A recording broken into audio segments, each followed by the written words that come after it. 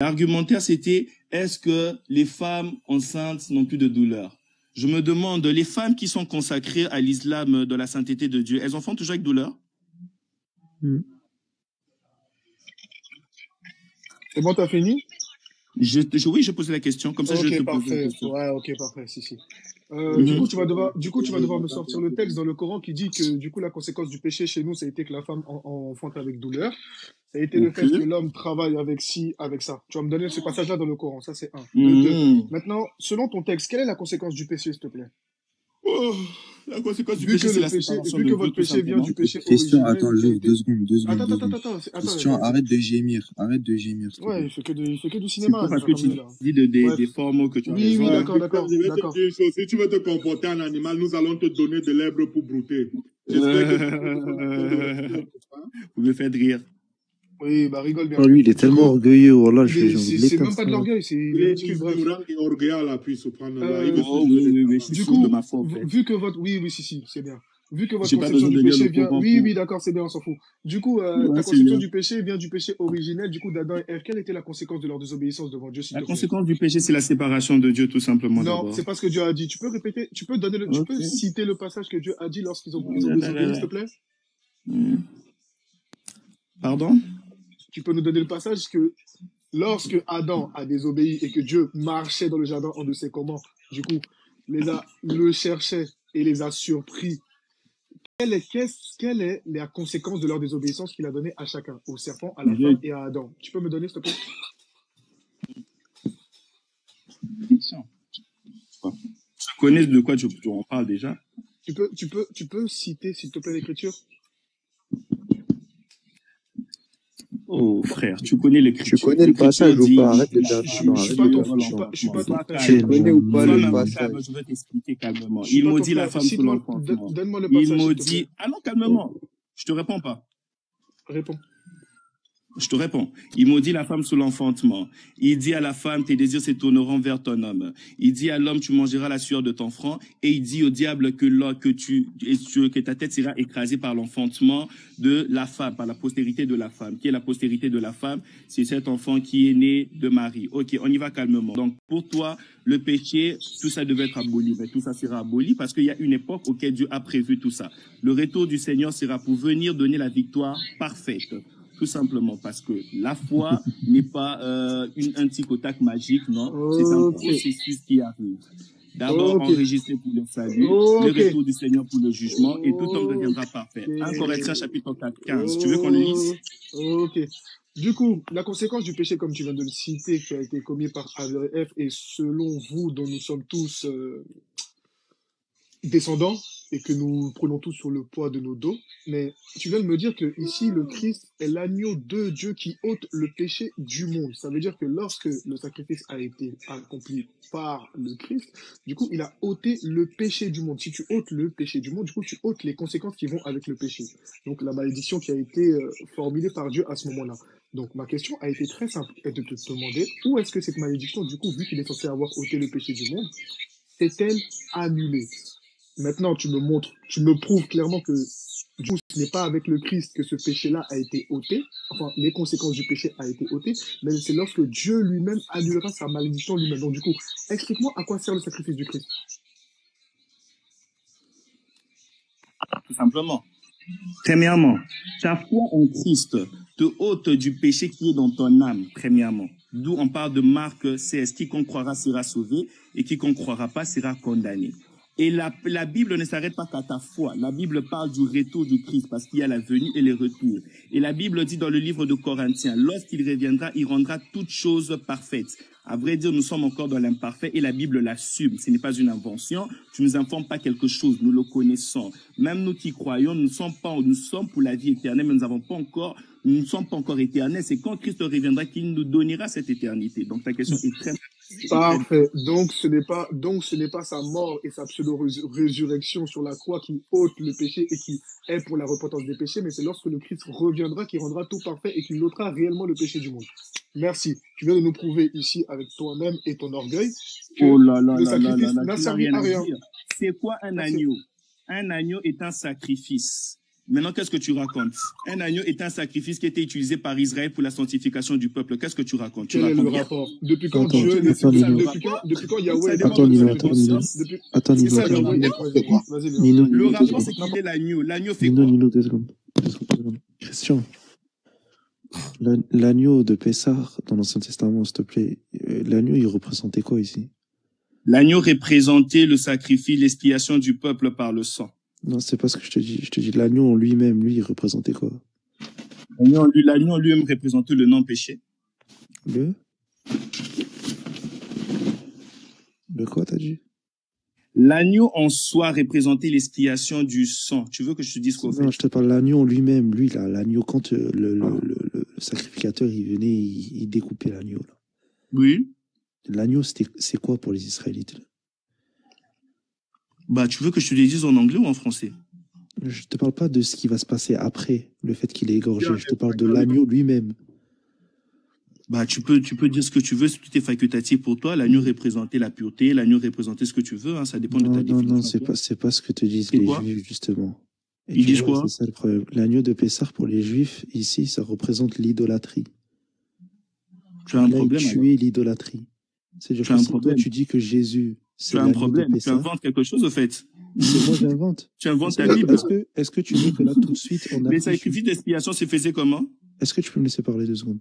Oh là là. Je te parle pas Ok, de... Je te on y parle va pas de ce que... calmement. Écoute, Pour écoute. te prouver que tu es dans le tort, Écoute, l'agneau frère, commence Christian, avec tais-toi. Moïse en Égypte.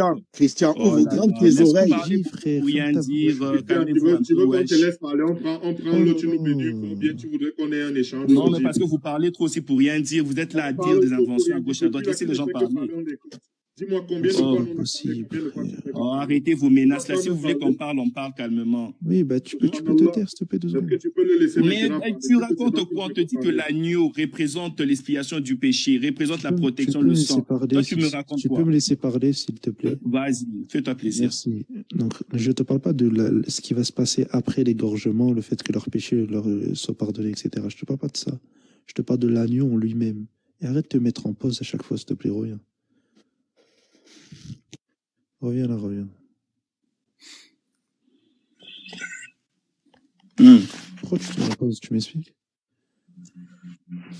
Bah, je me mets en pause, je suis là, je t'écoute en tout cas quand tu parles, hein, t'inquiète Non, pas. non, tu m'écoutes pas, non. C'est sûr, je t'écoute très bien.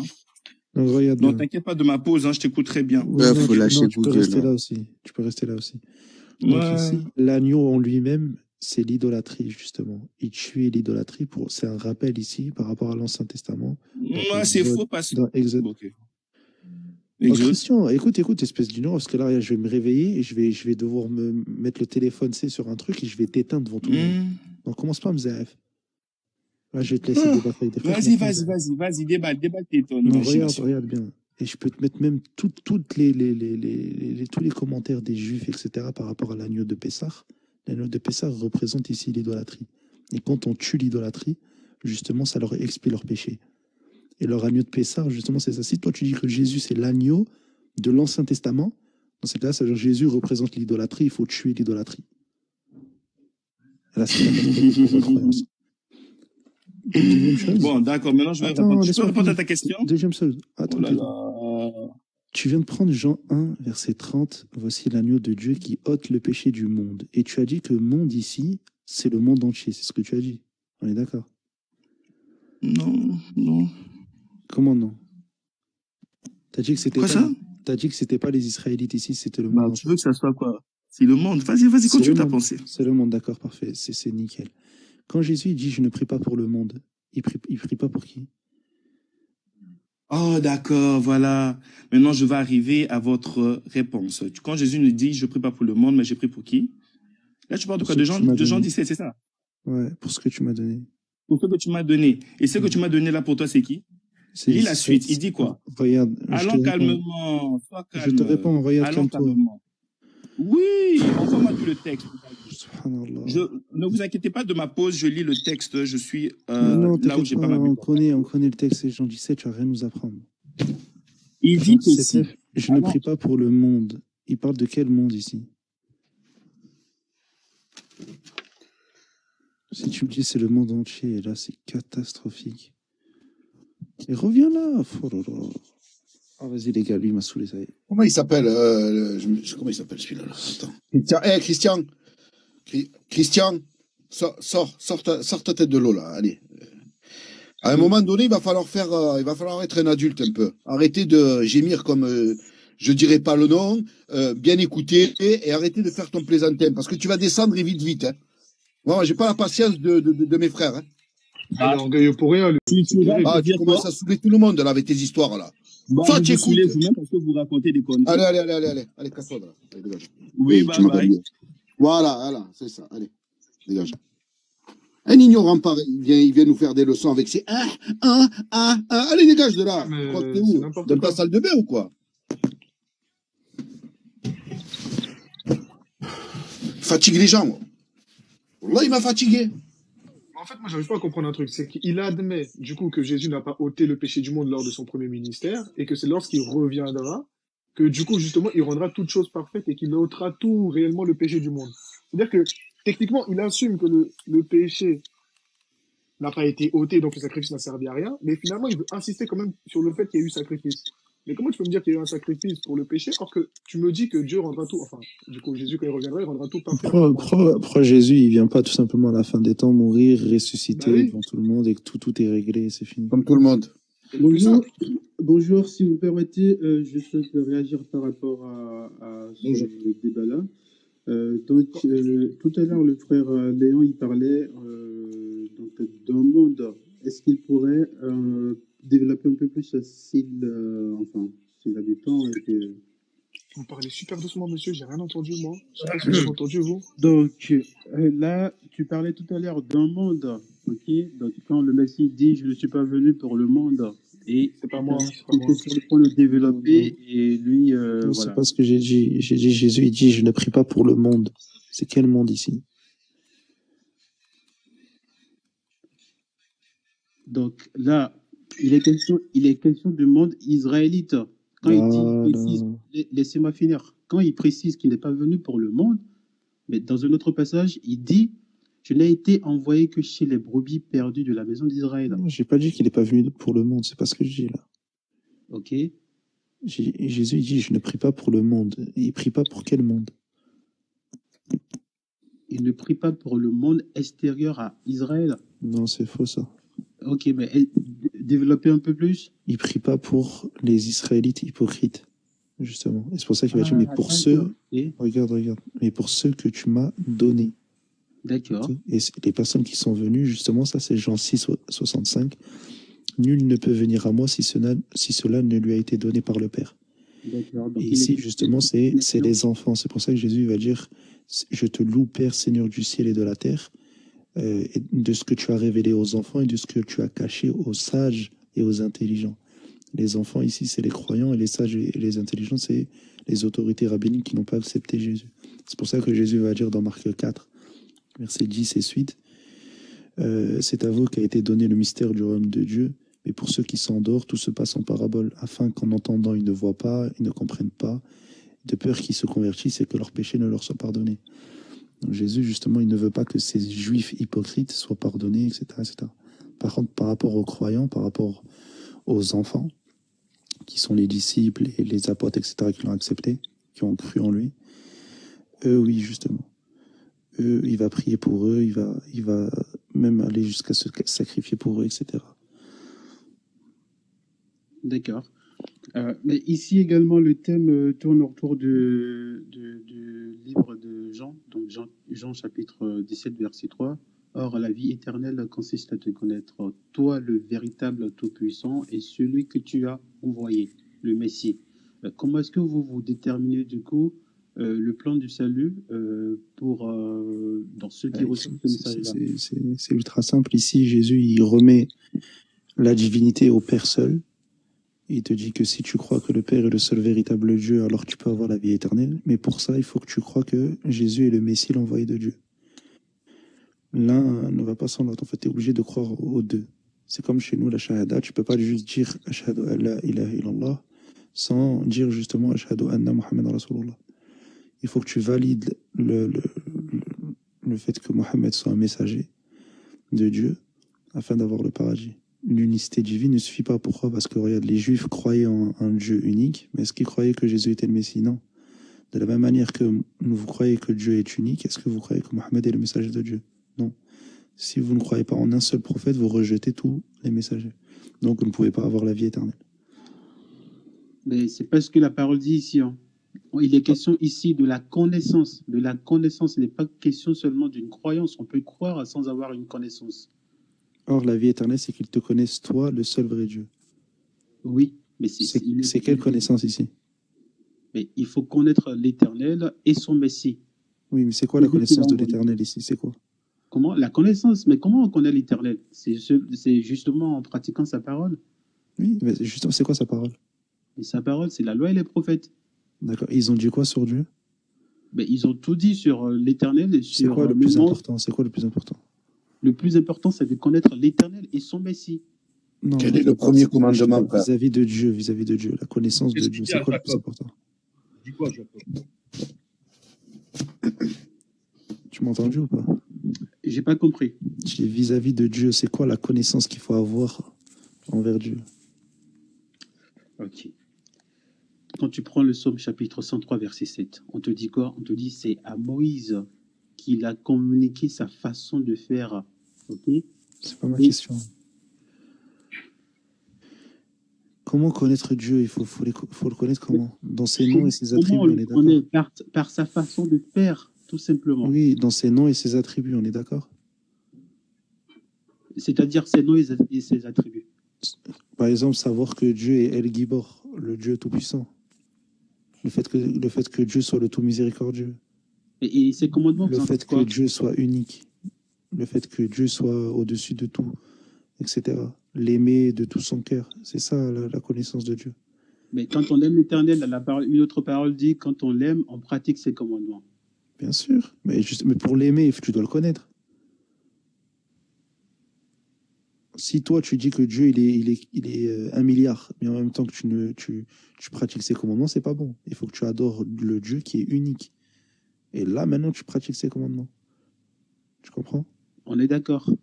Ok, parfait. Est-ce que tu es d'accord que Dieu est un être invariable? Il ne change pas, oui. D'accord, parfait. Donc pour toi, ton Dieu, il s'est pas incarné? J'ai pas compris. Ton Dieu, il s'est incarné ou pas? Est-ce que tu peux le dire autrement? C'est incarné. L'incarnation, je suis pas dedans. L'incarnation, c'est pas pour moi. Ok, Jésus est Dieu pour toi? Il est tout puissant, oui. Comment? Il est tout puissant parce qu'il peut tout faire. D'accord, je te pose une question. Est-ce que les apôtres peuvent faire plus que Jésus? Mais tous les prophètes, tous les apôtres, eux tous, ils travaillent. C'est pas ma question. Tu as dit que Jésus est tout puissant. Question que je te pose, est-ce que les apôtres sont plus puissants que Jésus? Le disciple n'est pas plus grand que le maître. D'accord, tu m'expliques pourquoi Jésus il leur dit vous allez faire des plus grandes œuvres que les miennes? Mais parce que lui, il a travaillé seulement sur une courte période. D'accord, mais du coup, ils vont faire des choses plus grandes que ton Dieu fait cher. Non, mais lui, il a travaillé sur une courte période, donc les autres, ils ont énormément de temps pour faire plus. Regarde, est-ce que tes apôtres vont faire des plus grandes œuvres que ton Dieu fait cher? Selon Jésus. Non, mais pas de grandes œuvres en termes de miracles. Okay, oui, de miracles. Plutôt sur la durée, oui.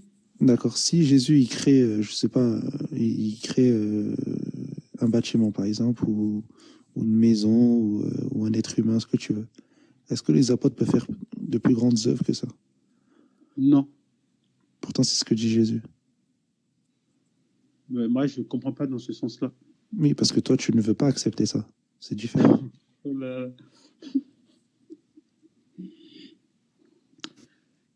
Alors, sur le principe, qu'on est des co-héritiers, si lui-même il dit qu'on fera des œuvres plus grandes que les œuvres d'alors, ça veut dire tout simplement qu'on aura la capacité, mais pour l'instant, ce n'est pas le cas. Est-ce que Jésus pardonnait les péchés? Si tu veux te faire une chose, c'est que tu peux la faire.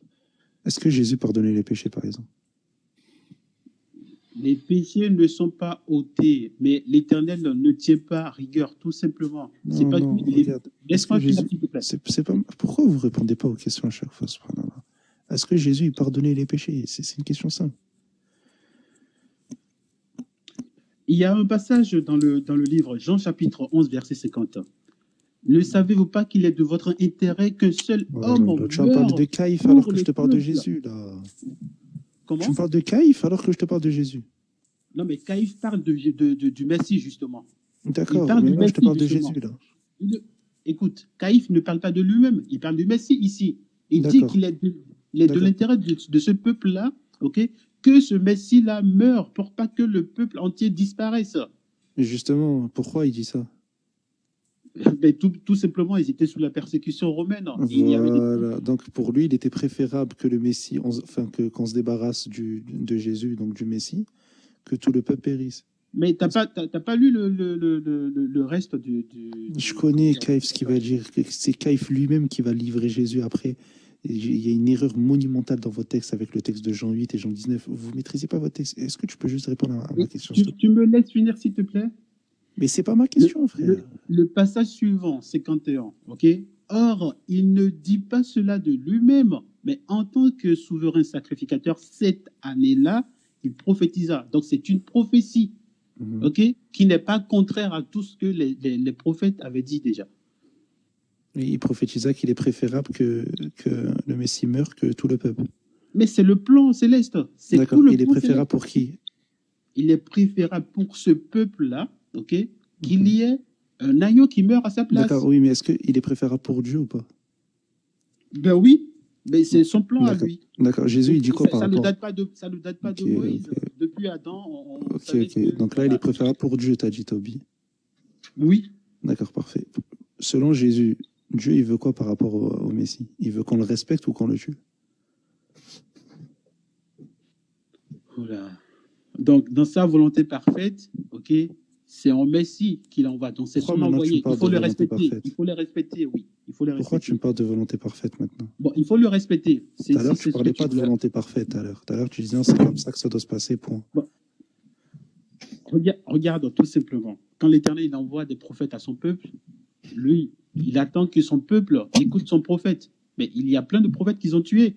Non, regarde, par rapport à ce que Jésus a dit, il te dit que Dieu a envoyé plusieurs de ses serviteurs. Ok? Oui. Plusieurs de ses serviteurs sont mis à mort. Oui. Sont frappés, sont mis à mort. Mhm. Et maintenant, Jésus, là, en fait, Dieu, il va envoyer Jésus en disant, ils auront du respect pour lui. C'est-à-dire que là, contrairement aux autres qui les ont tués, etc., là, Dieu, il va envoyer son Messie pour que les Israélites le respectent. À ce moment-là, Dieu, son désir, c'est que les Israélites le respectent ou le tuent, comme les anciens prophètes. Donc là, je te reprends sur le scénario que tu es en train de nous démontrer là, tout simplement parce que déjà, c'est pas tout Israël qui l'a tué. C'est pas tout Israël qui l'a tué, mais ce sont les Je sais très bien représentants. que c'est pas tout Ce sont les Israël. représentants du peuple, ok, qui l'ont mis à mort. Ce sont les représentants du peuple. Donc, C'est pas ce que te dit dans Matthieu 27, mais vas-y, c'est pas grave. tu vas voir la caste des pharisiens, ok, la caste des sadducéens, notamment les prêtres, ok, et les représentants de ça qui donc ont décidé de sa mort. Parce que tout simplement, quand tu vas voir par rapport sa situation par rapport aux pharisiens, les pharisiens, leur jour de gloire, c'est le jour du Shabbat, ces jours-là où c'est eux qui ont Non, un rôle pris. non. Est-ce qu'ils ont persuadé la foule à tuer Jésus? Oui, mais est-ce que Parfait. c'est la foule Donc, t'es d'elle-même? d'accord que c'est Est-ce que beaucoup c'est la de... foule d'elle-même qui a accusé son Messie? Non. D'accord, parfait. Donc, c'est les scribes, c'est les pharisiens, c'est Oui. les sadducéens et la foule. Exactement comme il faisait pour les autres prophètes. D'accord. Et la foule aussi qui voulait tuer Jésus. Non, la foule ne voulait pas tuer le Messie.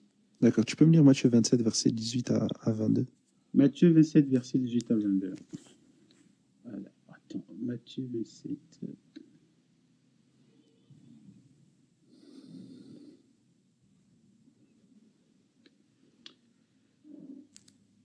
Donc, verset 18 à 22. Oui. Donc, car ils savaient que c'était par envie qu'ils avaient livré donc Jésus. Pendant qu'il était assis sur le tribunal, sa femme lui fit dire qu'il n'y ait rien entre toi et ce juste, car aujourd'hui j'ai beaucoup souffert en songe à cause de lui. Verset 20. Les principaux sacrificateurs et les anciens persuadèrent à la foule de demander Barabbas et de faire périr Jésus. Verset 21. Le gouverneur, prenant la parole, leur dit « Lequel des deux voulez-vous que je vous relâche ?» Ils répondirent « Barabbas. » Pilate leur dit « Que ferai-je donc de Jésus, qu'on l'appelle Christ ?» Tous répondirent qu'il soit crucifié. Tous, c'est qui tous? Mais attends, il y a des meneurs de foule, non? Oui, on te dit ils ont persuadé la foule. C'est ce qui est marqué, non? Mais voilà, mais la Parfait. foule n'est pas responsable de ce acte-là. Ah bon? Continue. Parce Continue. qu'il y a des meneurs de foule. Non, t'as dit ils sont pas responsables. Continue, s'il te plaît, le passage. Le gouverneur dit « Mais quel mal a-t-il fait ?» Et ils crièrent encore plus fort qu'il soit crucifié. Continue.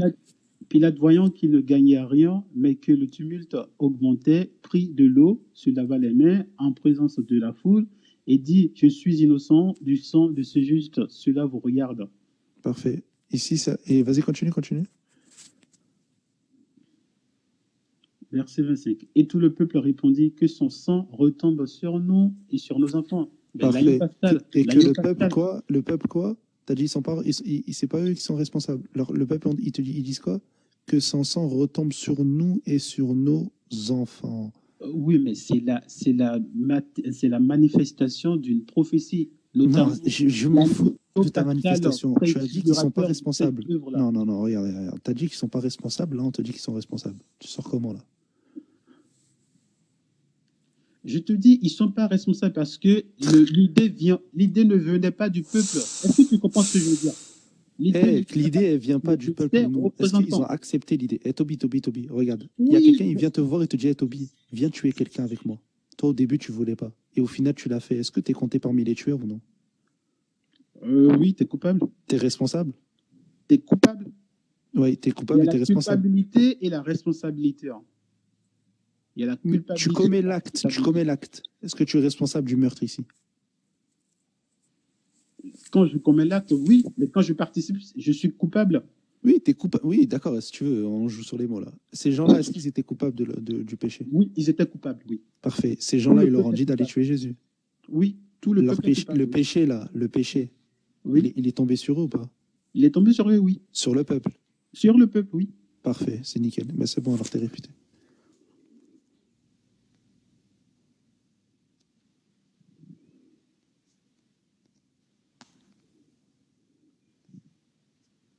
Alhamdulillah.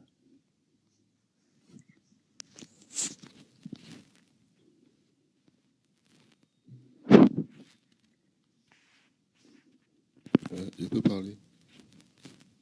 Oh, toi, t'as dit que les disciples, ils ont prêché que Jésus était Dieu, franchement. C'est la parole qui le dit, hein. J'invente rien du tout. Hein. Ah, c'est lui qui a dit ça, là? C'est la parole qui dit qu'il est tout puissant. Il est tout puissant comme le Père. Oui, d'accord. Attends, Toby, s'il te plaît, 2 secondes. Ouais, comme je disais, j'ai une question. Ouais, juste un truc. Tu peux me donner un seul verset où les disciples, ils ont prêché que Jésus était Dieu, s'il te plaît? J'ai dit, j'ai une question. Si je veux, je pose ma question et après c'est toi qui poses ta question si tu veux. On t'écoute. Parce que quand il va te répondre, vous allez me faire descendre. C'est qu'on est ici. Non, vas-y. Ok. Moi, les gars, après, je suis KO, là, j'avais dormir. On t'écoute. Dans Apocalypse 1, verset 18, on dit « Je suis le premier et le dernier, et le vivant. J'étais mort, et voici, je suis vivant au siècle des siècles. Je tiens la clé de la mort et du séjour des morts. » Celui qui parle ici, là, c'est qui? Celui qui tient la clé du séjour des morts. C'est Jésus. Celui qui est le vivant. c'est Jésus. Oui. Donc vous reconnaissez qu'il était mort et qu'il était ressuscité. Oui, bien sûr, c'est dans le Nouveau Testament, bien sûr. Donc tu reconnais que Jésus était mort et qu'il a été ressuscité. Oui, c'est marqué dans le Nouveau Testament, oui. C'est marqué dans le Nouveau Ok, Testament. c'est tout, c'était ma question. C'est pas nouveau, ça, c'est pas un scoop. Hein. Écoute, Donc pour euh, indiquer Genre là, juste vous êtes, vous êtes, genre là, vous êtes content je de. comprends Vous êtes, ta attends, je suis en dynamique. train de rêver là. Non, Le Non, mais niveau je de comprends ta l'interreligieux. dynamique. Ta non, dynamique, parce que je comprends pas. c'est de nous dire Non, mais que deux, il y deux a, secondes. enfin, le Messie, c'est juste un messager, et que finalement, pour être sauvé, c'est Mahomet, en fait. Deux secondes, deux secondes. Donc là, en fait, le niveau de l'interreligieux, c'est que des chrétiens viennent dire aux musulmans que Jésus a dit je suis mort et je suis ressuscité. Ouais, En, c'est ça. 2000 Hein. en, C'est 2000 parce que en vous me 2024. dites Ouais, ouais, que c'est ça leur c'était de niveau. faux C'est ça. semblants. Donc en 2024, vous venez Ouais, dire à parce que des dans le musulmans que Coran, vous selon la dites Bible, que c'est ce marqué n'était pas ça. Jésus, que c'était un faux semblant. MMM, parmi ceux qui ont Subhanallah. écrit les évangiles que vous lisez et Apocalypse, lesquels d'entre eux étaient témoins? Il y a Jean, Tu mens, Marc, tu mens, tu mens, Luc. tu mens. C'était tous des disciples de Jésus. Lesquels d'entre eux Ils ont étaient tous témoins de la, vécu avec lesquels lui. d'entre eux Et, étaient témoins de la crucifixion, s'il te plaît? C'est ma question. et quel d'entre eux était témoin de la crucifixion? Ça, je ne sais Oui, pas. tu sais pas? C'est Ça, Jean. je ne sais pas. Jean n'a jamais été présent. Le disciple préféré dans Jean ici, c'est Nicodème, c'est pas Jean. Revois encore ta Bible, s'il te plaît. Ensuite, continuons, s'il te plaît. Donne le verset. Donne le verset. Donne le verset. C'est où il a dit Nicodème, C'est Nicodème qui était en bas de la croix avec Marie de Magdala et autres. Mais Et donne le Marie verset où Madeleine. ils c'est ont où mis c'est Nicodème. écrit Nicodème est son préféré. Hein? À Jean, il a dit, voici ta mère. Et à C'est Nicodème, écrit où il a qu'il a dit parlé ça en à Jean? Nicodème. C'est écrit où qu'il a dit ça à Jean? Ah là là, ne revenez pas, vous Tu n'êtes dis pas à c'est l'aise avec les Nicodème. écritures Donne le ne parlez verset pas où de il est des écrit choses que que c'est vous n'écoutez Nicodème. pas. C'est Nicodème qui était en bas de la croix avec les autres.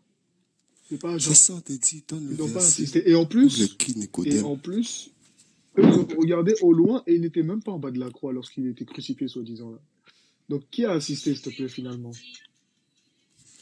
Mais donne le verset. Là, tu as parlé de toi-même, ta philosophie. Moi, je te demandais qui a assisté, wesh. Qui a assisté? À qui Oui, il a parlé sur le poteau? À qui il a parlé sur le poteau? Voici ta mère. À qui il a parlé? C'est à Jean il a parlé. c'est à Jean, il a Voici ta parlé. mère. Bon, je vais récupérer le passage.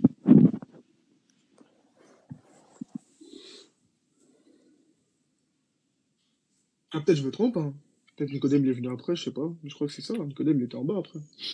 Mais c'est pour ça qu'on t'a dit de donner le verset.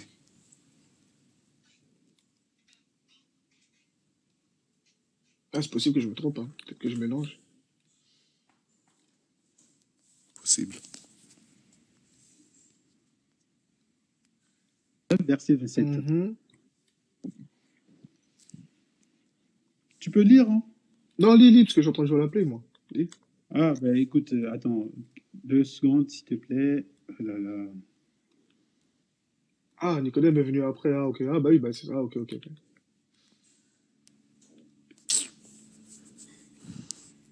On est Je sais pas bon? pourquoi. Oh, non, continue, lis. Jean 17 combien? Jean chapitre 19, verset Mhm. 17. Ok.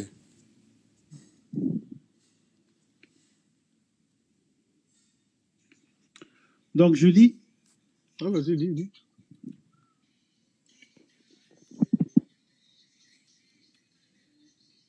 Plutôt 27. C'est le verset 27 plutôt, autant pour moi. Vas-y. Jean chapitre 19, verset 27. Puis il Mhm. dit aux disciples, voilà ta mère. Et dès ce Il dit à moment, qui? les disciples... Comment? Il dit à qui? Il dit à Jean, voilà ta mère. Non, il n'a Et pas dit dès ce Jean, il moment... n'a pas écrit Jean, là. Tu peux relire le texte, s'il te plaît? Ok, ben, regarde.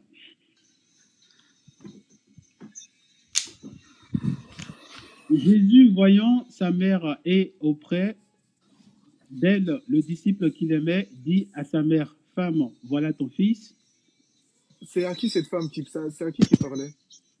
Mais à sa mère, La mère, oui, mais la mère dont tu parles là, c'est la mère, c'est qui il parle? j'ai pas compris.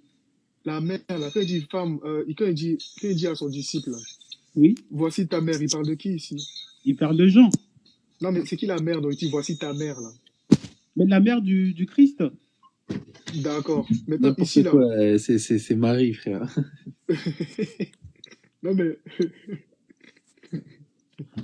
ici, le Non. disciple qu'il aimait, là, montre-moi son nom, s'il te plaît. Oh là là, c'est relou Non, comme. lis quelques versets avant. Lis quelques versets avant. Tu commences à partir du premier verset. Lis, s'il te plaît, lis. Quand même pas, non? Et Il y a beaucoup de choses à faire aujourd'hui. Il y a beaucoup de choses à aborder. Lis. Tu étais là en train de rigoler. Attends, je suis en train de rêver là ou quoi? Il savait même pas que c'était Marie dans le contexte. Non, il savait pas. Lis, s'il te plaît. Mais non, c'est pas possible. C'est la mère de Jésus, frère.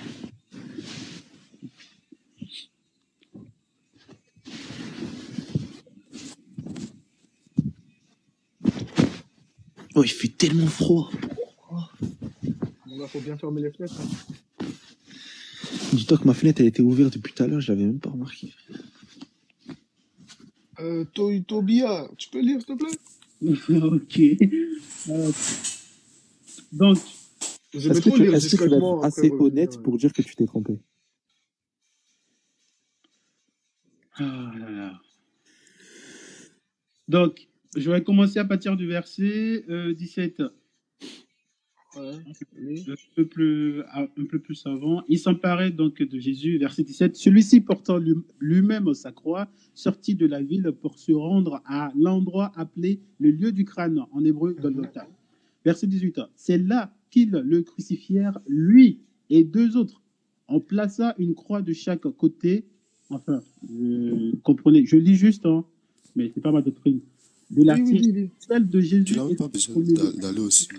Pilate fit placer un écriteau que l'on fixa au-dessus de la croix. Il portait cette inscription: Jésus de Nazareth, le roi des Juifs. Verset 20. Comme l'endroit où Jésus avait été crucifié se trouvait près de la ville, beaucoup de Juifs lurent l'inscription écrite en hébreu, en latin et en grec. Les chefs des prêtres protestèrent auprès de Pilate. Il ne fallait pas mettre le roi des Juifs, mais cet homme a dit: je suis le roi des Juifs. Pilate répliqua: ce que j'ai écrit restera écrit. Verset 23. Lorsque les soldats eurent crucifié Jésus, ils prirent ses vêtements et en firent quatre parts, une pour chacun d'eux. Restait la tunique qui était sans couture, tissée tout d'une seule pièce de haut en bas. Les soldats se dirent entre eux: au lieu de la déchirer, tirons au sort pour savoir qui l'aura. C'est ainsi que s'accomplit cette prophétie de l'Écriture. Ils se sont partagés mes habits et ils ont tiré au sort ma tunique. C'est exactement ce que firent les soldats. Près de la croix de Jésus se tenait sa mère, la sœur de sa mère Marie, femme de Clopas, et Marie de Magdala. En voyant sa mère et à côté d'elle, le disciple qu'il aimait. Attends. Il y avait qui en bas de la croix, s'il te plaît? Tu peux répéter? Comment? Il y avait qui en bas de la croix? En bas de la croix, il y avait donc sa maman, donc Marie, la sœur de sa maman, ok, femme de Clopas et Marie de Magdala. Donc il y avait les trois Maries. Hein. Parfait. Du coup, il y avait la mère de Marie, on est d'accord? Oui. La mère de Jésus, pardon. Oui, il y avait la mère de Jésus. Ok, vas-y, continue. Puis il dit aux disciples: voici ta mère. À partir de ce moment-là, le disciple l'a pris chez lui. Ok, la mère de... Attends, stop. La mère de Jean, elle s'appelle comment? Comment? La mère de Jean, elle s'appelle comment? La mère de Jean, elle s'appelle comment? Ouais, tu sais ou tu sais pas? Je me rappelle pas. Zébédée. Non, mais quand même. Zébédée, c'est pas le nom du père? Non. Vous êtes terrible. Oh, subhanallah, les frères, j'étais en train de rêver, je ne savais même pas. Ou alors c'est moi qui me trompe. La mère... Écoute, les Israélites... Si c'est son père, autant pour moi. Attends. Les Israélites, ils sont sémites, ils ne portent pas le nom de leur maman, ils portent le nom de leur père. C'est le père qui donne la semence. regarde, si c'est son père, et autant pour moi. Mais moi, je pensais que c'était sa mère, il n'y a pas de souci. Et du coup, la mère de Jean, c'est quoi déjà? Comment elle s'appelle? C'est quoi son prénom? Je me rappelle pas, je vais peut-être le retrouver. D'accord. Mais Et du du coup, coup, la Marie qui était à côté de la croix, là, avec Jésus, c'était la mère de Jésus, on est d'accord? Oh là là. Non, mais attendez, parce que les gars, je pense vraiment que Zébédée, Mais c'était la mère. ils ont dit qu'il Parce n'avait que, pas une parce seule que Marie, elles étaient trois. Élisabeth, c'est la mère de Jean-Baptiste. Attendez, parce que là, c'est en train de me mettre le doute, là. Élisabeth, c'est la parente de Marie. C'est sa tante. Élisabeth.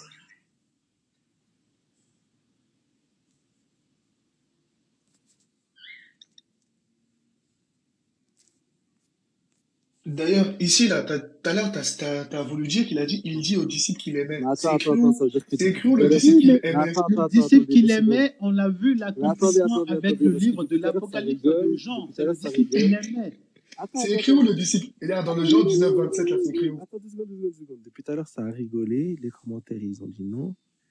Je veux juste que tu me prends le passage. Vous avez tous rigolé, hein. Vous avez dit que Zébédée n'est pas la mère de Jean. Zébédée, encore une fois, les Jean Israélites, l'apôtre, ils hein. sont Je parle de sémites. Jean l'apôtre, hein. Je parle pas de Jean-Baptiste. Donc attendez, Jean, vous avez je rigolé. refuse pas, je ne refuse Non, pas. Mais non. Regarde, comprenez non, le stop. principe selon lequel nous sommes. Stop. T'as voulu rigoler et les gens dans les commentaires, ils ont voulu rigoler. Et moi, j'étais sûr de moi, vous m'avez mis le doute. Mais j'en rigole encore. Oui, t'en rigoles encore. Bah, c'est très nickel. Et regarde ce que tu vas faire. T'as ta tablette à côté de toi. Oh là là. T'as ta tablette ou pas?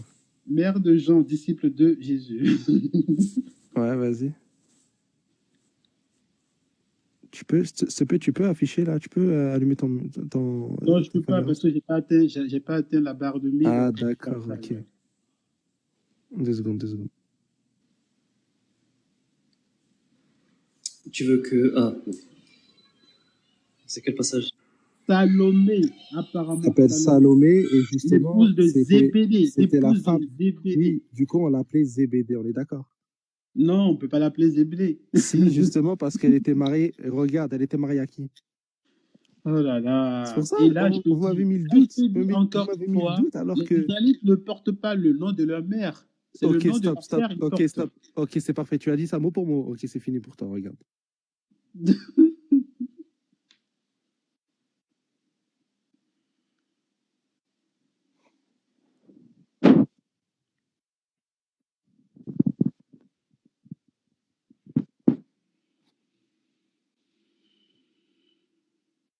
Prends-moi Marc 10, verset 30 à 35. Putain, je suis KO, là. Marc 10. 30 à 35, s'il te plaît.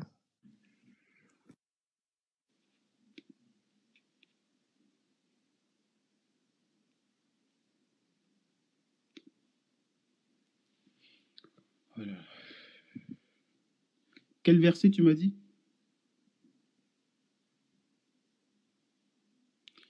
Quel verset tu m'as dit, s'il te plaît?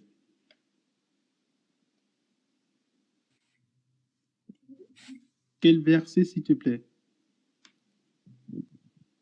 Des versets 30 à 35, tu me trompes. Il arrive, t'inquiète, il arrive.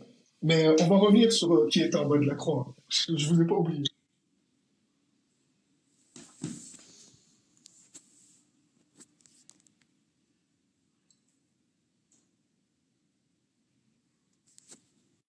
Ouais, vous m'entendez ou pas? Oui. Ouais, c'est bon. Jusque 10, verset 30 à 35. Ou Marc ou Matthieu 20, 20, ça dépend, comme tu veux. Donc, le témoignage de Marc, chapitre 10, verset 35 à combien? Marc 10, verset 35. Alors Jacques et Jean, les fils de Zébédée, s'approchèrent de Jésus et lui dirent, Maître, nous désirons que tu fasses pour nous ce que nous allons te demander. Je continue? C'est qui ici? Mais les fils de Zébédée. Oui, d'accord. C'est qui? On parle de qui ici? On parle de qui? De quel Jean? C'est ça que tu veux dire? Ouais. Jacques, Jean. Mais Jean, Oui, c'est son c'est les ami. fils de qui? Jacques, c'est fils pas de son ami, Zébédée. c'est son frère. Oh là là. Il y a plusieurs... Écoute, Voilà, ça écoute, veut dire il y a Jésus. plusieurs gens, c'est ce que vous comprenez pas. Mais Jacques, qu'est-ce que tu laisse-moi finir, racontes? On parle du laisse-moi disciple de Jésus. finir, On laisse-moi parle finir, de s'il te plaît. l'apôtre de Jésus. On parle de là de l'apôtre. C'est le frère de Jacques. Jean, c'est le frère de Jacques. Oui, mais il y a un Jean également parmi les fils de Zébédée, c'est ce que tu devrais comprendre. T'as dit quoi? T'as dit quoi? Il y a un Jean également, ce Jean qu'on a vu tout à l'heure Non, là. là, on parle des disciples de Jésus parmi les apôtres. Parmi les apôtres, il y a un Jean. Oui, c'est Jean l'apôtre et Jacques. Oui, D'accord. Ces deux-là, c'est les fils de Zébédée ou pas? oui. Parfait. Tu peux prendre Matthieu 20 maintenant, verset 20, s'il te plaît.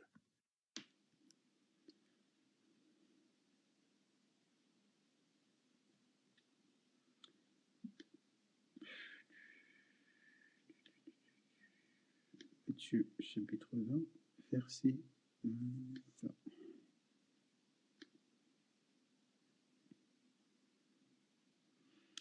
Donc le verset 20 de Matthieu 20. Alors la femme de Zébédée s'approcha de Jésus avec ses fils.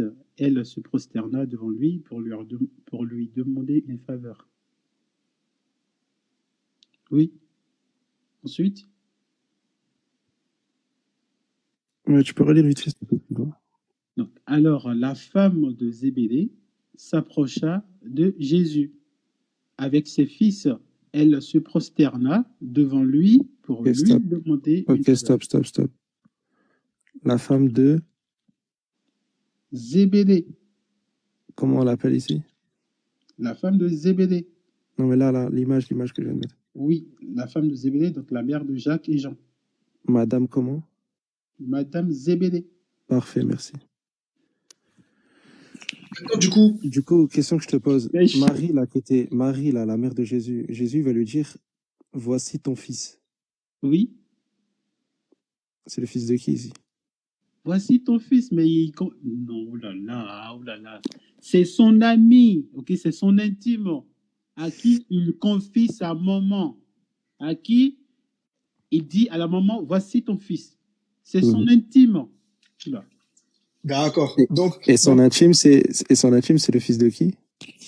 Son intime, c'est le fils de Zébédée. Et ce Jean, le fils de Zébédée. Lis le verset de Jean 19 que tu viens de citer, s'il te plaît.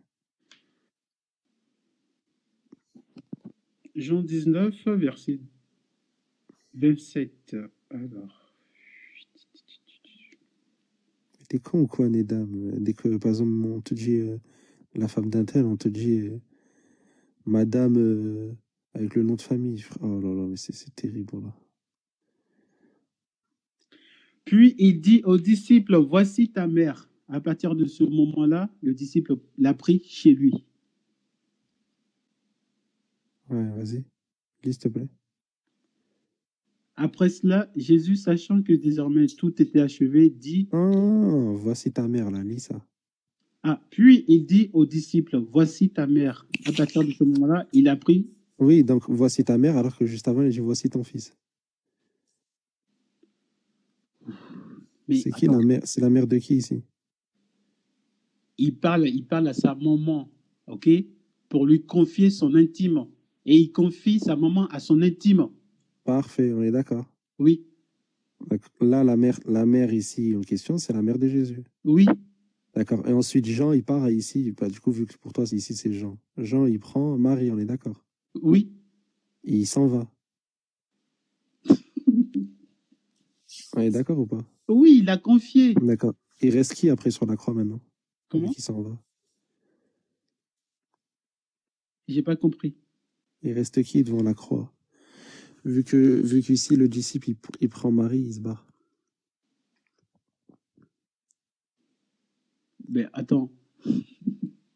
Tu sais à quel moment ça se passait, l'événement se passait, tout ça se passait? Je peux répondre, s'il te plaît, à ma question. Ben, ils s'en vont parce que en pleine journée, ok, entre les deux soirs, il allait faire nuit. D'accord. Pour le 14, donc ça veut dire qu'après ça, là, laisse-moi finir. Regarde, donc après ça, il n'y a plus personne. Écoute-moi, s'il te plaît. Il n'était plus de leurs intérêts, peu importe la foule autour, il n'était plus de leurs intérêts de rester là à ce moment-là. Parce que la loi de leur pays leur exige. Il restait qui? Il restait qui? Mais je te dis là, il n'est pas de leurs intérêts. il n'est pas de leur Je intérêt. suis mort. D'accord, regarde Si tu Léon, vas Léon, lire, regarde le si truc, tu regarde vas le truc, lire, regarde la laisse-moi cohérence. finir, s'il te Du coup, plaît. ce passage-là se passe au moment, si tu veux, de la pseudo-crucifixion. D'accord, ok. Donc, selon Jean, il n'a pas abandonné Jésus, tu es d'accord avec moi? Il n'a pas abandonné, non? Parfait. Tu peux lire Matthieu 26, 56, s'il te plaît? Matthieu 26. 56. Oh là là. Retenez, il a dit, il n'a pas abandonné. Matthieu 26, verset 56. 56, oui, oui, vas-y.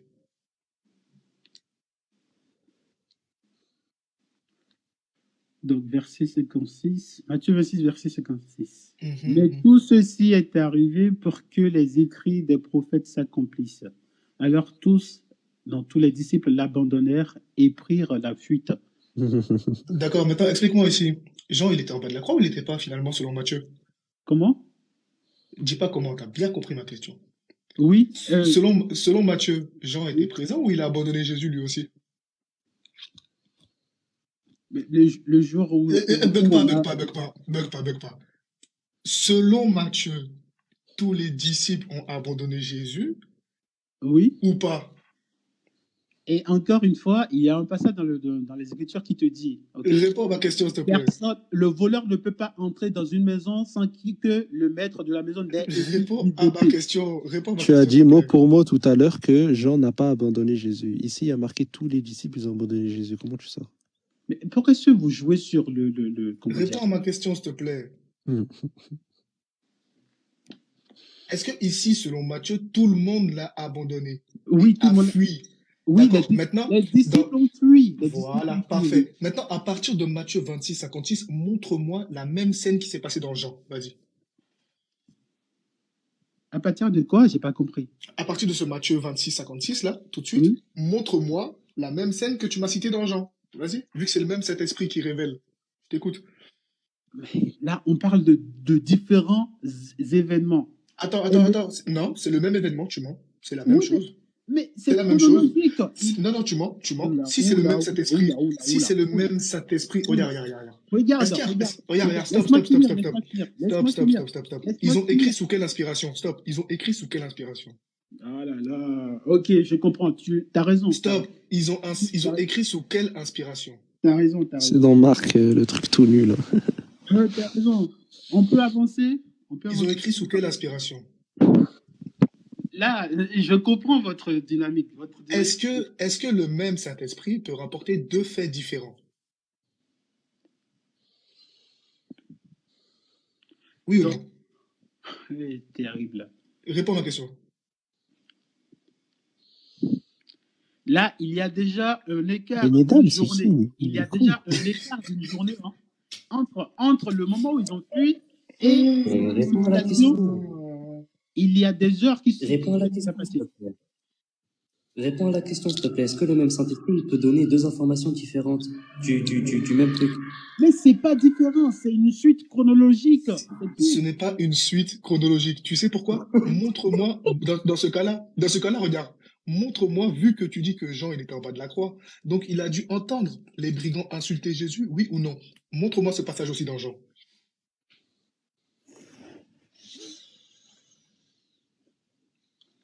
Tu vois, le même... laisse-moi finir. Tu m'as demandé de lire Matthieu chapitre 20, verset 56. OK? Dans Matthieu chapitre 20, verset 56, ce même passage-là, on va peut-être le récupérer dans Jean chapitre 18, verset 2 à 11. OK? Donc, je m'en vais lire également le témoignage de Jean. OK? Donc, Jean, son intime, je vais lire son témoignage. Et on va voir. OK? Allons-y. Jean 18, verset 2 à 11. Jean 18, verset 2 à 11. C'est chez qui, ça? Donc, or, Judas qui le trahissait, non, je vais filer. Donc,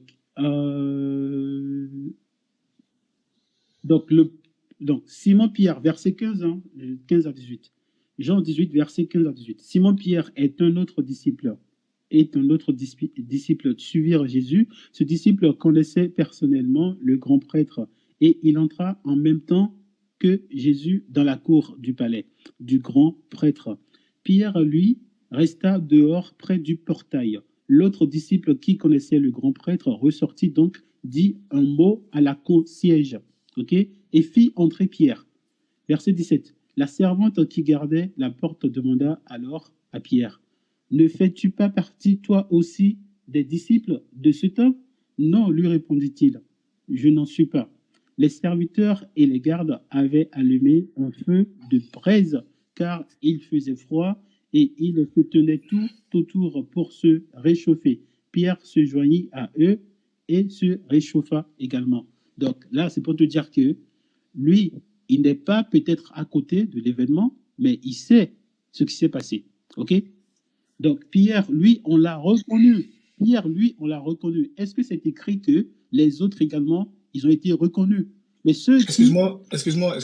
Tu peux me donner le rapport avec le Matthieu 26, 56 qui te dit que tous les Justement, disciples abandonnèrent c'est pour te démontrer que quand... et prirent la fuite, qu'ils ont pris la fuite et qu'ils l'ont Oui, abandonné. Tu peux me donner le rapport, s'il te plaît? quand ils prirent la fuite, ça veut dire qu'ils l'ont abandonné. Ils l'ont abandonné Parfait. par rapport à son jugement. Parce que Ok, parfait. ils craignaient eux aussi. Ok. D'accord. Voilà. D'accord. Maintenant, montre-moi, du coup, vu que Matthieu raconte la suite de ce qui s'est passé sur la croix, montre-moi pourquoi Jean ne parle pas de Simon de Cyrène qui a porté la croix de Jésus, vu qu'il a assisté, vu qu'il était là. Matthieu lui dit que Simon de Cyrène a porté la croix. Jean dit non. D'accord. Distinction. Matthieu te dit que, vu qu'il n'était pas là, vu que lui-même s'est enfui, miraculeusement, il te dit que des brigands ont insulté Jésus sur la croix. Oui. Où est ce passage dans le témoignage de Jean? Il n'existe pas. Pourtant, il était soi-disant en bas de la croix. Donc, explique-moi pourquoi on ne retrouve pas les mêmes scènes, enfin, les mêmes témoignages pour la même scène. L'un te dit que tout le monde a fui, l'autre te dit non, lui il était là. L'un te dit que Jésus a porté sa croix tout seul, l'autre te dit non, il a été aidé. L'un te dit que Jésus, sur la croix, il a été insulté par des brigands. Il y a un troisième qui te dit, non, Jésus sur la croix, il y a un brigand qui l'a insulté et l'autre, il lui a fait une promesse. Encore une contradiction. Et l'autre ne parle pas du tout de ça. Du coup, ça n'existe pas. Il n'y a aucun brigand qui l'a insulté. Explique-moi, s'il te plaît, sur le témoignage.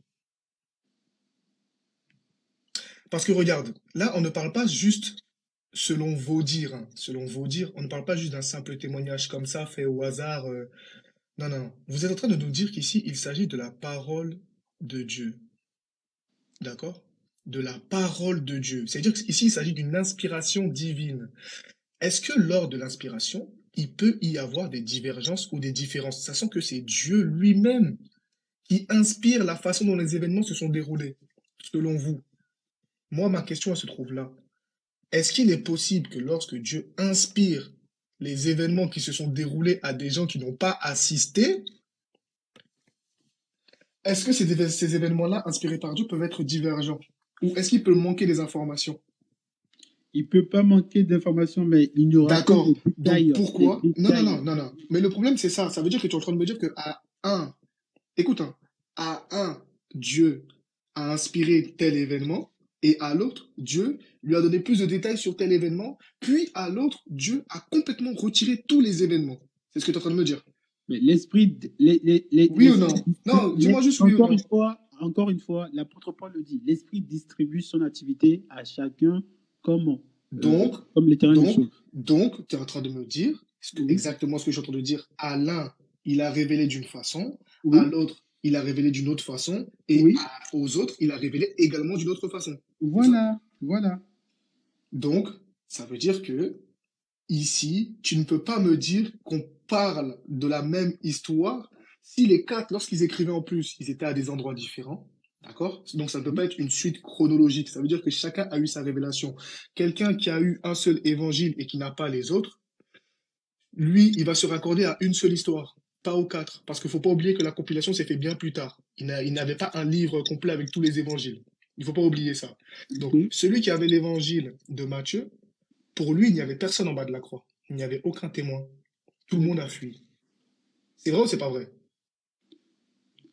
Là, tu confonds complètement. Il y Je a ne le confonds pas. scénario. Il y a le scénario. Celui qui avait l'évangile de Matthieu, Laisse-moi finir, s'il te plaît. regarde, réponds à ma Laisse-moi question, elle est finir. simple, n'essaie pas d'aller ailleurs.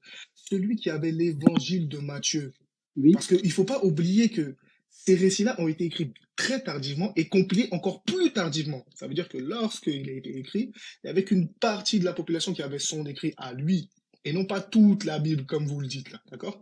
Donc, celui qui avait l'évangile de Matthieu, d'accord? Celui qui avait que l'évangile de Matthieu, pour lui, est-ce que quelqu'un a été témoin de cette crucifixion ou pas? Donc, encore une fois, Matthieu, il relate l'événement selon l'esprit qui lui a été donné. Voilà. C'est pas ma question. Je te parle de la Mais je personne t'ai qui va donné la lire. réponse. Je Je t'ai te donné parle la de la réponse. personne. Regarde. Je te parle Matthieu, de il la a donné personne des qui va détails. lire. Regarde. Tu réponds Matthieu, pas à il a ma donné des détails question. que d'autres apôtres n'ont pas Tu donné. ne réponds pas à ma question. Celui qui n'a eu que l'évangile de Matthieu, est-ce que pour lui, il y avait des témoins à cette crucifixion, étant donné que Matthieu te dit que tout le monde a fui? Ma question, elle est là. Non. Non. Voilà. C'est tout. Fin. Je vois pas pourquoi vous voulez discuter. Mais pourquoi est-ce que tu te limiterais à un seul évangile, s'il y en a 4? Ils ont été tous écrits en même temps? Donc, il faut qu'ils soient... Attends. Est-ce qu'ils ont été tous écrits en même temps? Est-ce qu'ils se sont concertés pour écrire l'évangile? Mais comment ils peuvent se concerter pour ça? D'accord. Donc, ils ne se sont pas concertés. Ils n'ont pas écrit dans les mêmes temps. Oui. Sachant que même sur les datations, il y a de très gros problèmes parce que si on suit la datation qui a été révélée par ceux qui ont fait des études des textes, Oui. Matthieu qui a écrit son évangile 9 ans après sa mort, il va falloir m'expliquer, mais ça c'est un autre sujet. Mais Matthieu l'a écrit environ vers, on va dire 60 ou 70. Jean a écrit vers 90. Ouais. D'accord? Oui. Ça veut dire que pendant cette période-là, les gens n'avaient que potentiellement celui de Matthieu, voire Marc qui a écrit bien avant tout le monde. Marc, c'est le premier à avoir écrit. D'accord? Donc, les personnes qui avaient ces différents textes en leur possession, du coup, n'avaient pas la même croyance que tout le monde. Et ça, tu ne peux pas me dire quoi que ce soit là-dessus, parce qu'il n'y avait Non, pas mais de compilation tu dis des évangiles. Tu peux pas parler en termes de croyance, mais là, il est question de quelques détails concernant un événement précis. Non, c'est pas quelques détails, parce que regarde, si d'un côté tu me dis que Jésus a promis le paradis à quelqu'un, mais que de l'autre, il n'a pas promis le paradis à quelqu'un, c'est que l'un des deux a ajouté ou retiré une parole du Christ. Parce que je suis désolé, hein, dire à quelqu'un ce soir tu dîneras avec moi au paradis, ce n'est pas un détail. Surtout pour la personne qui reçoit cette parole, c'est pas un détail. Voilà, ok. Ben, si c'est comme ça, tu perçois la chose. Effectivement, il est pendu au bois. Hein. Il est pendu au bois, il sait qu'il va mourir. Et c'est comme il a fait une bêtise, le pendu au bois, lui, dans sa tête, c'est l'enfer direct. Ah, franchement, mais là, Jésus, il lui promet une place au paradis. Et l'autre, il se dit quoi? Il se dit, ouais, super. Voilà, je vais aller au paradis. Ah oui, et dans l'autre texte, on te dit, il y est même pas. Ah oui, t'as bien, c'est comme si toi, demain, c'est comme si demain, t'es sur la croix avec Jésus, d'accord? Oui. Vous êtes trois plutôt, Jésus est au milieu de vous. Et maintenant, toi, il y a le mec avec toi qui est crucifié qui se moque de Jésus. D'un côté, on va te dire que toi, tu t'es moqué de Jésus avec lui, tu vois, sans Je plus. suis d'accord avec on vous te dit que toi, tu t'es moqué de lui. concernant Et le puis, paradis, dans un pas autre de passage, suite. bah oui, dans un autre passage, on te dit que non, toi, tu t'es pas moqué de Jésus. Tu as repris ton frère qui s'est moqué de lui et Jésus t'a dit ce soir, toi et moi, on va dîner au paradis. Non, ça, c'est comment dire, c'est de la fraude flagrant délit. Merci. Voilà, c'est pas compliqué, tu vois. Merci. Reviens. Moi, j'aime bien discuter avec les gens honnêtes comme toi. Merci. C'est bien, il est honnête. C'est bien d'être honnête comme ça, voilà. Merci. Voilà. Bon, au moins, on sait où on met les pieds. Qu'on parle pas pour rien. Nino, depuis tout à l'heure, le petit frère Nino, depuis tout à l'heure, il s'est gosé, Mskin, à te faire comprendre. C'est ça que je veux t'expliquer. Voilà. Moi, c'est ça que je veux t'expliquer, parce que tout le récit, tu vois, à partir du moment de l'arrestation de Jésus, oui, il va différer en fonction des personnes qui le racontent. L'un va te dire que oui, à partir de ce moment-là où Jésus s'est fait arrêter, tout le monde a fui. Ça veut dire que lui, son histoire va prendre une suite à partir de ce moment-là.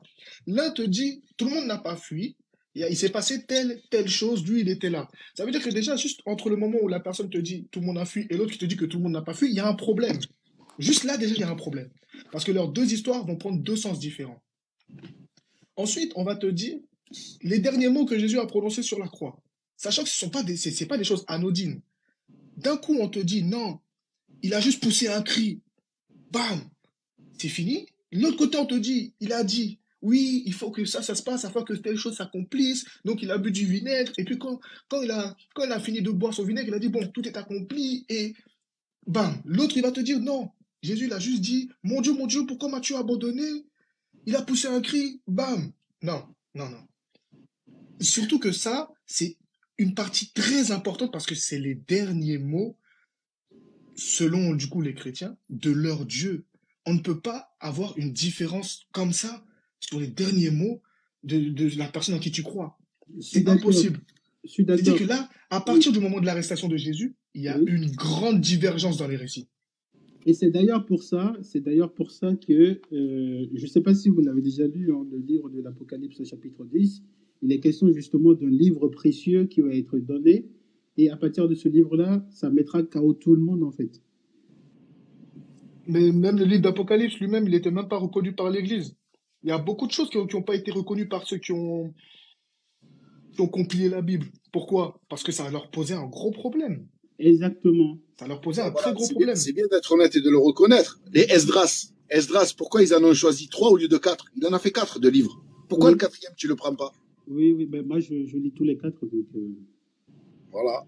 Ouais, il y a beaucoup de choses. En fait, Donc la question que nous, on relève, et mes frères, je pense pas qu'ils me contrediront, c'est que nous, on se rend compte que s'ils ont tous ce fameux Saint-Esprit-là, le fameux Saint-Esprit qui a donné telle chose à dire à l'un, telle chose à dire à l'autre, ce fameux Saint-Esprit qui est envoyé de Dieu, nous, la question qui se pose, c'est est-ce que Dieu, là, il a voulu que les gens apprennent la vérité ou mettre le doute dans la tête des gens sur une exactement. personne, vas-y, continue. Exactement, c'est exactement ça. Parce que regarde, si tu regardes dans l'Ancien Testament, du coup, bah, les révélations étaient faites de la même façon. Pourquoi il n'y a pas autant de textes divergents dans l'Ancien Testament? Ça n'existe pas. Après, bien sûr, il y a eu des modifications par la main des gens, parce que, comme on voit dans Jérémie, il y a des rois qui ont brûlé les textes sacrés, oui. totalement, et il a fallu les réécrire. Donc, devoir les réécrire à l'identique, j'ai un gros doute. Mais, lorsque Dieu faisait ses révélations, il n'y avait qu'une seule révélation, et c'était clair. Or que pour le Nouveau Testament, on en a 4, et les 4 ne vont pas dans le même sens. La seule chose qui réunit les 4, c'est que pour eux, malgré qu'ils n'y aient pas assisté, du coup, Jésus a été crucifié. Malgré qu'ils n'y aient pas assisté, voilà là où le seul point où ils se rejoignent. Mais sur la façon dont ça s'est déroulé, il y a un très gros problème. Et c'est ce que tous les jours mes frères ils essayent d'expliquer, c'est qu'à la lumière de l'Ancien Testament, le Messie ne doit jamais mourir. Mais dans le Nouveau Testament, on se rend compte que tout a été fait pour prédiguer cette mort au Christ. Et pour dire que cette mort est salvatrice. Et c'est un très gros problème. Exactement. Et quitte à changer ou à enlever des termes, des morceaux, pour arriver à ce but-là. Sur ce coup-là, vous pensez pas que l'œuvre de Jonas serait préfiguratrice de... Ah justement, si l'œuvre de Genèse est préfiguratrice, si tu regardes bien de ce qui s'est passé avec Abraham et son fils, oui. Dieu a envoyé un ange arrêter sa main. Parce que si tu regardes bien, je crois que c'est dans Exode, il y a un passage qui te dit justement que les pratiques des peuples qui étaient autour des enfants d'Israël et autres, Dieu avait en horreur ces pratiques-là. Et si tu regardes les peuples qui étaient autour, c'était des peuples qui faisaient des sacrifices humains pour l'agrément de leur divinité. Et Dieu n'est pas un Dieu de sacrifice humain. Donc lui-même ne va pas avoir en exergue, enfin, ne va pas détester une chose pour la reproduire. La preuve avec Abraham, justement. La preuve avec Abraham, c'était un test. Une fois qu'il a vu que Abraham allait faire ses œuvres, il a stoppé sa main. Il aurait très bien pu laisser tuer son fils et dire, voilà, bah, je ressuscite ton enfant. Mais non. Et il a empêché de tuer son fils, justement. Parce que Dieu n'est pas un Dieu de sacrifice humain. Il n'a pas besoin de ça. Et pourquoi il te dit à toi, il te dit à toi, l'homme, l'être humain, tu ne tueras point. Lui, Dieu, si on va par là, il te dit, tu ne tueras point. Et on apprend quoi? Que Dieu, il veut que son fils, entre parenthèses, selon vous, meure. Et comment il va mourir? En le tuant à la croix. Est-ce que c'est pas dire de Dieu qui raconte n'importe quoi? C'est quoi cette loi? C'est quoi cette loi qu'il a dit et qu'il faut qu'on suive, alors que lui, là-bas, plus loin, plus tard, eh bien, il va faire le contraire. Il va même, toi, te pousser à faire ce qu'il t'a interdit de faire. Non. Avec réflexion, on se dit, c'est pas possible. L'Éternel, c'est pas quelqu'un qui ment.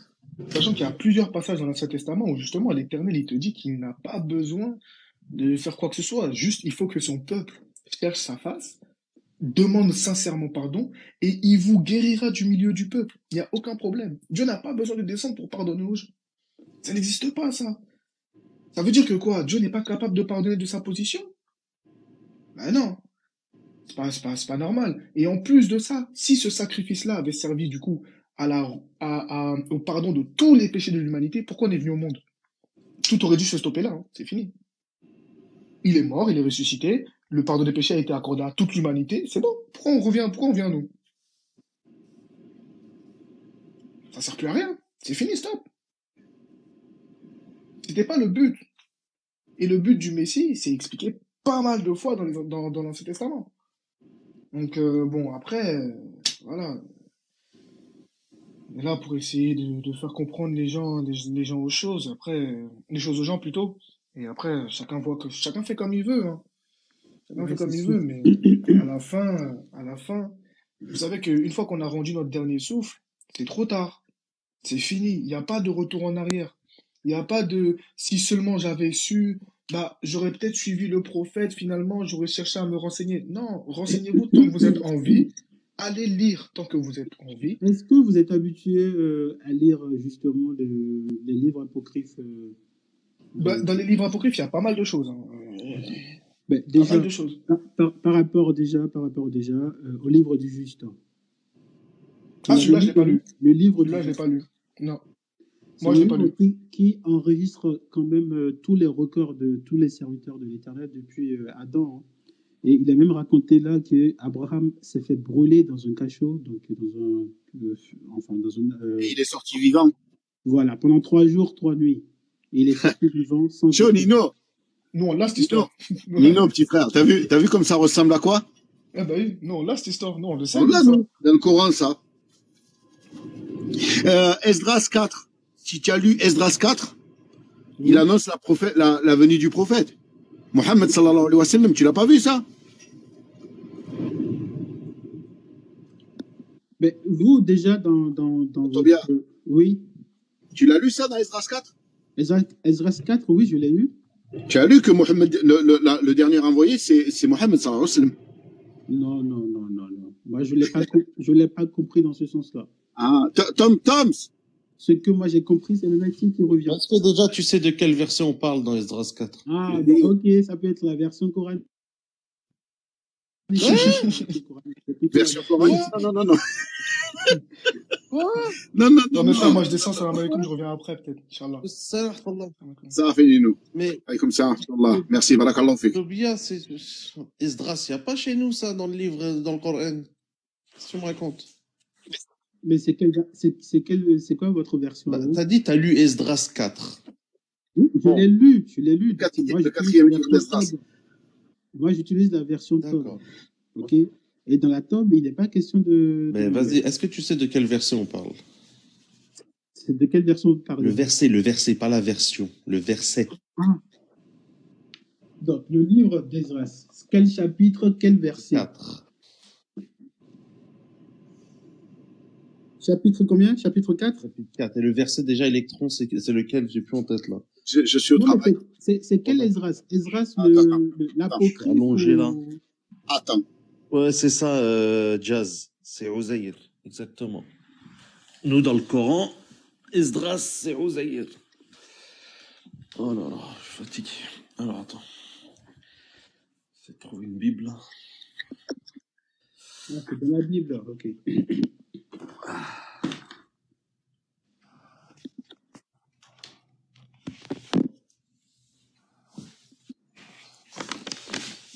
Voilà, mais j'ai Tob, mais Tob, j'ai pas l'Ancien Testament. J'ai que le Nouveau.